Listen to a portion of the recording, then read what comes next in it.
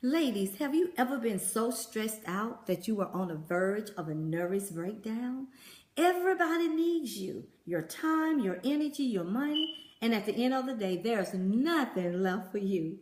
Sometimes you just need a breakthrough, a breakaway, and a breakout. My name is Shawana Mack. I own 4 businesses, and I am the proud founder of Divas Don't Stress movement. I have been an entrepreneur for over 20 years, juggling a marriage, managing a staff of people, in leadership at my church, and there every time the doors is open. I understand what it is to be stressed out. Today, I'm going to show you how divas don't stress. I want to show you how to nurture your inner diva. Let's get started.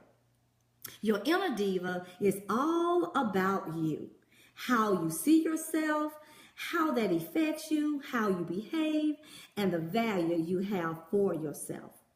When you don't value yourself, you open up the door for self-sabotage.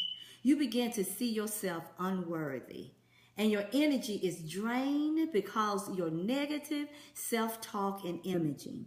Negative thoughts consumed me since I was dealing with clinical depression, being overworked, existing on minimum rest, and I was wrestling with a series of anxiety attacks. I tried hard to overcome the lingering negative thoughts in my mind. I was questioning and I was complaining about God's ordained purpose to heal me from the inside out. At this time, I realized we don't get what we want. We only get what we are 100% committed to do. I had to be fully committed to bring my desires and purposes into reality. Your inner diva is all about your self-esteem. The need to maintain self-esteem is one of the most powerful and pervasive of all social needs. And really, it has been identified as a key component in several theories of positive mental health, getting your mind together. Now, according to Merriam-Webster Dictionary, the word self-esteem means a feeling of having respect for yourself and your abilities, a confidence and satisfaction in oneself, confidence in one's own worth or abilities, and self-respect. For years, I didn't understand the power of self-esteem, incapable of realizing that I sabotage myself with negative self-talk. Self-satisfied with feelings of low self-esteem, I did not recognize my value or my worth. People would always say I was doing great things in my businesses. But you know what? I didn't see it. I had no vision of my purpose and the plan God had for my life. Frustrated and perplexed from hearing that same statement over and over and over again, I came to realize that if I was going to behave differently, then I was going to change my thinking and my talk. That is why it is important to nurture your inner diva. One of the ways that you can do that, you can nurture your inner diva through positive affirmation and confessions. That right there, that was a game changer for me. First, you want to find or create your own positive affirmations. For example, I have 5 affirmations with different topics, and I interchange them from time to time that I make a day. For example, I do a morning affirmation, sometime on confidence, a midday affirmation, sometime on finances, and a bedtime affirmation I make all the time.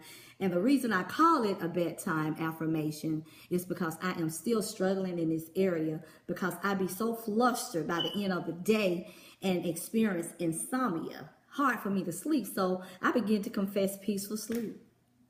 After you find or create your positive affirmations, then you want to confess them 3 times a day. Like, for instance, when a doctor writes you a prescription to take a medicine 3 times a day, morning, midday, and bedtime. But to make it easy for you all, I have done the work for you. Take your phones out and text DDS affirmations to 205-531-4100. Life and death is in the power of your tongue. This is why positive affirmation is essential in nurturing your inner diva.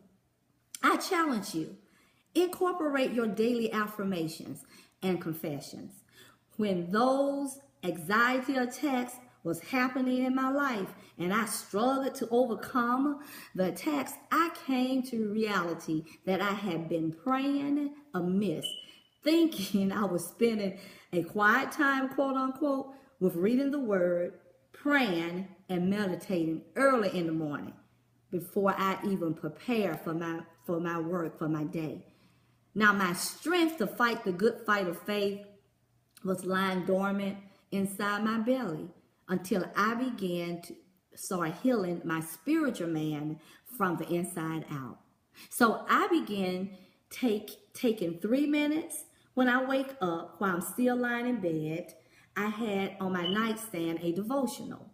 So what I began to do I just took time to pause and to reflect and refresh my spirit with a scripture selection before I even got out the bed, encouraging words from a devotional. And I did a prayer starter to help me begin a dialogue with God. Throughout the day, I started meditating on what I did in those 3 minutes. All the devotional was what the devotion was all about. So my routine to get my day started was a 3-minute devotional. Minute 1, scriptures to meditate on. Minute 2, a short devotional reading. And minute 3, it was a prayer. And that jump started a conversation with my Father that I meditated throughout the day. This changed my whole course during this 3-minute devotional. That what persuaded me to create a 3-minute in the den, which is stand